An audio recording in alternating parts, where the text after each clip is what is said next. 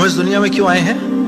ایک شاندار آخرت بنانے کے لیے۔ جو اس نیت سے دنیا میں زندگی گزارتا ہے، اللہ رب العزت دنیا اس کی خود بناتے ہیں۔ انسان اپنی محنت سے اپنی دنیا نہیں بنا سکتا، انسان اپنی محنت سے اپنی دنیا نہیں بنا سکتا۔ وہ اپنے آپ کو نہیں بنا سکتا تو باقی دنیا کیا بنائے گا؟ ٹھیک ہے، میں چاہوں کہ میری جوانی کبھی بڑھاپے کی طرف نہ جائے، یہ ہو نہیں سکتا۔ میرا اپنے اوپر تو زور چلتا نہیں ہے، نہ میں اپنی مرضی سے آیا، نہ اپنی مرضی سے رہ رہا ہوں، اور نہ اپنی مرضی سے دنیا سے جاؤں گا۔ یہ کیسی دنیا ہے کہ اس کی کوئی بھی چیز میرے قابو میں نہیں ہے۔ آپ یہاں رہتے ہیں، میں کراچی میں رہتا ہوں، کوئی لاہور میں رہتا ہے، کوئی پنڈی میں رہتا ہے، اور آپ کو پتہ ہے کہ یہاں آپ اپنی مرضی سے نہیں آئے ہوئے۔ یہ بھی بڑی عجیب بات ہے۔ قرآن میں اللہ فرماتے ہیں 5 چیزیں ایسی ہیں جس کے بارے میں کوئی نہیں جانتا، جو اس کے بارے میں جو بات کر رہا ہے سب غلط کر رہا ہے۔ 5 چیزیں کون سی ہیں؟ سب سے پہلے ان اللہ عنده علم الساعہ، اللہ کہتے ہیں سوائے اللہ کے کوئی نہیں جانتا قیامت کب آئے گی۔ وَيُنَزِّلُ الْغَيْثَ، بارش نے کب کہاں اور کتنا برسنا ہے کوئی نہیں جانتا۔ رزق کس کے پاس کتنا پہنچے گا اللہ فرماتے ہیں کوئی نہیں جانتا، صرف میں جانتا ہوں۔ وَيَعْلَمُ مَا فِي الْأَرْحَامِ، ماں کے رحم میں یہ تو معلوم کر لیتے ہیں کہ بیٹا ہے یا بیٹی ہے، لیکن اللہ فرما رہے ہیں یہ نہیں معلوم کر سکتے کتنا جیے گا، کتنا کہاں رہے گا، کیا کھائے گا، کیا پیے گا، نیک ہوگا، بد ہوگا، فرما بردار ہوگا، نافرمان ہوگا۔ اللہ فرماتے کوئی نہیں جانتا۔ پھر اللہ فرما رہے ہیں وما تدری نفس ماذا تکسب غدا، کوئی نفس یہ نہیں جانتا، انسانوں کو چھوڑو، کیڑے مکوڑے بھی یہ نہیں جانتے کہ کل ان کو ان کا رزق کہاں سے ملے گا۔ مجھے نہیں پتا تھا کہ آج میں کھانا یہاں بیٹھ کے کھاؤں گا، کوئی آئیڈیا نہیں۔ اللہ کہتے کوئی نہیں جانتا۔ پھر اللہ کہہ رہے ہیں 5ویں چیز وما تدری نفس بأی ارض تموت، کسی نفس کو نہیں پتا کہ اس کو موت کب آئے گی اور کہاں آئے گی۔ وما تدری نفس بأی ارض تموت، کسی نفس کو نہیں پتا اس کو اس کی موت کل کہاں آئے گی۔ یہ 5 چیزیں کوئی نہیں جانتا۔ اب ان 5 چیزوں کا براہ راست ہماری زندگی سے تعلق ہے، تو پھر یہ کیسی زندگی ہے، یہ کیسی دنیا ہے جس کے بارے میں کچھ بھی نہیں جانتا۔ تو اللہ رب العزت نے دنیا کا بننا بگڑنا یہ انسان کے ہاتھ میں نہیں رکھا، یہ انسان کے ہاتھ میں نہیں رکھا۔ اور اختیار کتنا دیا؟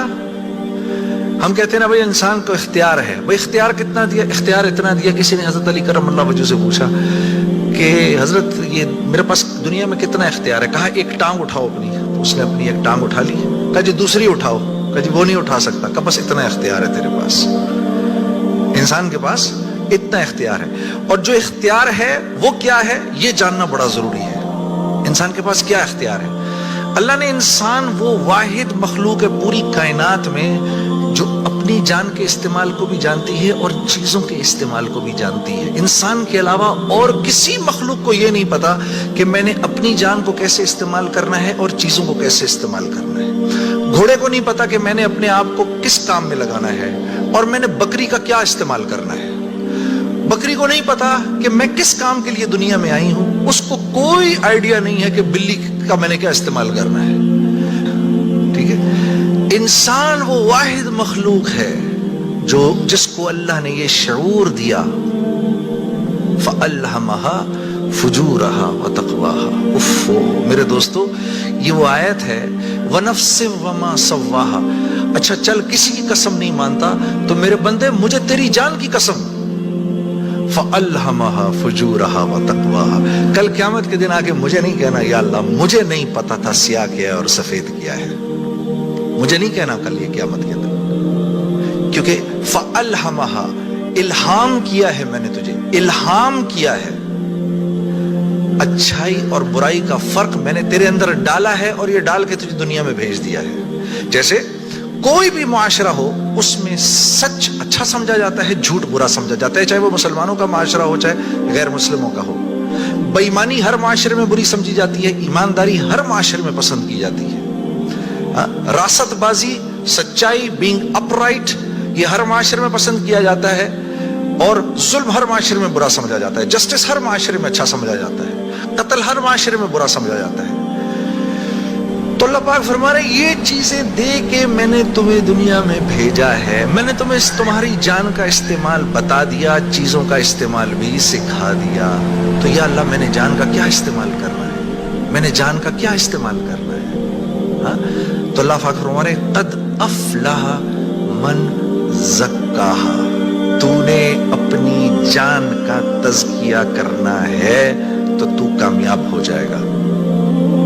وقد خاب من دساہا، اور اگر اپنے نفس کو تو نے کھلا چھوڑ دیا تو برباد ہو جائے گا۔ اب نفس کا تزکیہ کیا ہے؟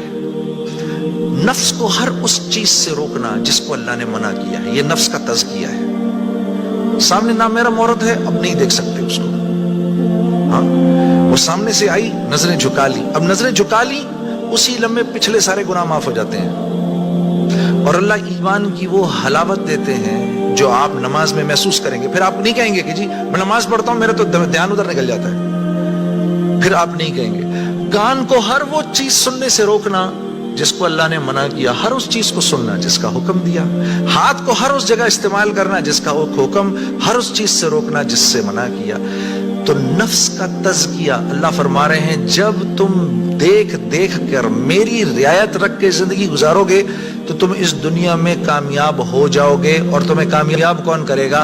ہم کریں گے، تم خود کامیاب نہیں۔